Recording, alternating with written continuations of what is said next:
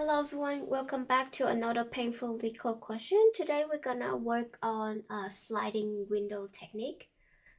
We're gonna work on an easy question today, substring upper side 3. So right now you will see it's a fixed window and with distinct character. So if you look at the input as, they put a different string and count how many good substring are there. So as long as they have a length of 3 and they are different, nothing is repeated, then they are a good substring.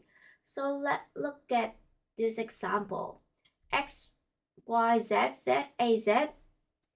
We have 5 indexes, 6 indexes from 0 to 5. So if you can see right here, the fixed window of 3, X, Y, Z, how many good substring that we have? So we have 1 because X, Y, Z are different from each other. Okay, now we move on to the second one. The second one we have Z, Z, so it's not a good substring, so we're gonna skip. Move to the next, it's not a good substring either because it's repeat to Z. So we're gonna remove it. And the last one, repeat itself as well. So we only have output is 1. Look at the next example. We have A, B, ABC. So let's count it. Side 3, no good substring because we have A is repeated. Move to the next one. No as well because it is repeated. A, B is repeated, so we're gonna skip it. ABC, finally we have good substring. Just count as 1 right here. Iterate again, BAC. Oh, okay, so it's not repeated itself, so we have 2.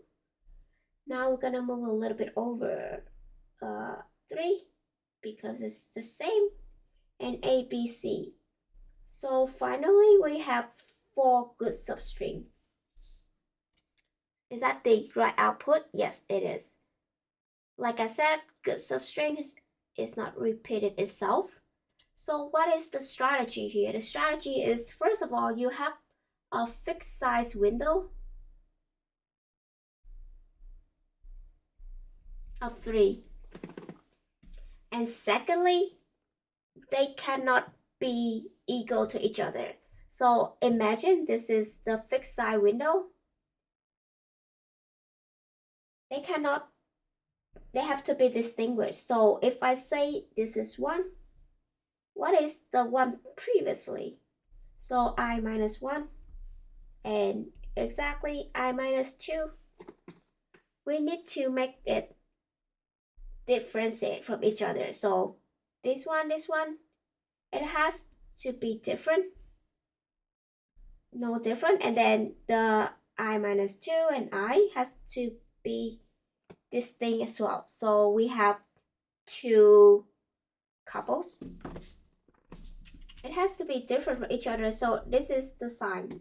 When you draw it out, it's easier to imagine. So let's code it out. We're gonna initialize the count equal to 0. So I'm gonna iterate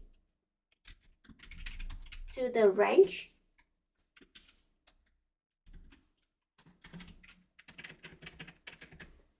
If you see my sketch right here, so the good point is I won't start at 0 because if I start at 0, I have to have different. But if you start at 2, index number 2, 1, 2, so you start index 2, you just have to compare previously with that.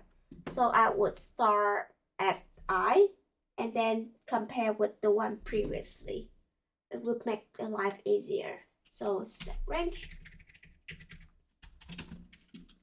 If the value at I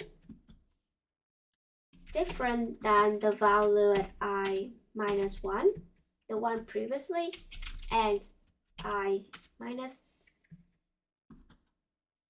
different than, what is the one behind it? I minus 2. and si minus 1 has to be different than si minus 2. So if they meet this condition, then we gonna increment a count. And then we're just gonna return the count. Okay, so I'm gonna give you the visual again so that you can see it's a little bit better. So we have I, and then I minus 1, I minus 2. This we need to make it in a way that they are not the same.